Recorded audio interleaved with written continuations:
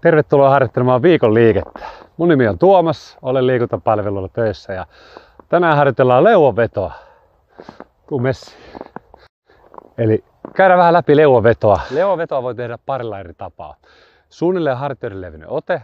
Ja leuanveto tosiaan vahvistaa tosi hyvin selänlihaksia sekä sitten käsien lihaksia ja myös puristusvoimaa.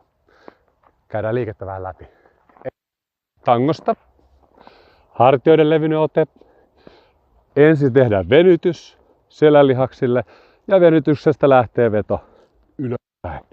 Ja leuka lasketaan siitä, kun leuka ylittää tangon. Toinen vaihtoehto, myötäote. Käännetään kädet toistepäin. Voi toki kokeilla tehdä vähän leveämmän otteella tai vähän kapeammalla otteella. Tehdään sama juttu. Venyt ja sitten ala-asennosta veto ylöspäin.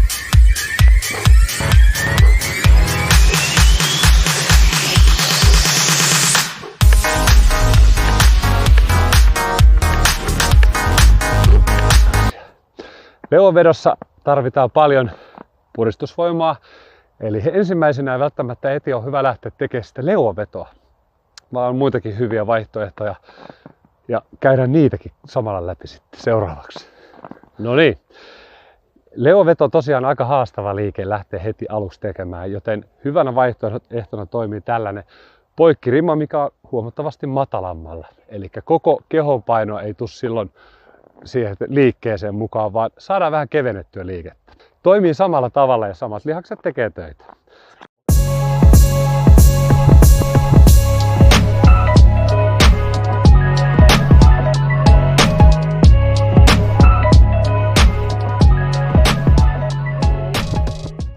Tästäkin liikkeestä löytyy eri tasoja, eli liikettä pystyy tekemään sen mukaan, mikä sopii sinun tasollesi.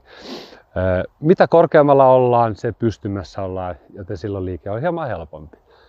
Näytetään seuraava kohta, eli mennään pikkusen lähemmäs maata ja saadaan vähän haastetta liikkeeseen.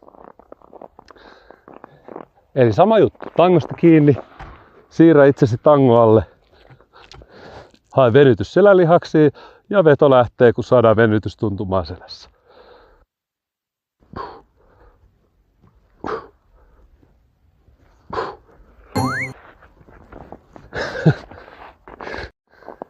Jes, eli leuanveto tosi monipuolinen liike. Sitä pystyy tekemään myös eri tavoin. Eli liikkeenä, jos haasteita tulee heti aluksi niin leuanvedossa, niin ei kannata luovuttaa. Lähde kokeilemaan tekemään erilaisia versioita.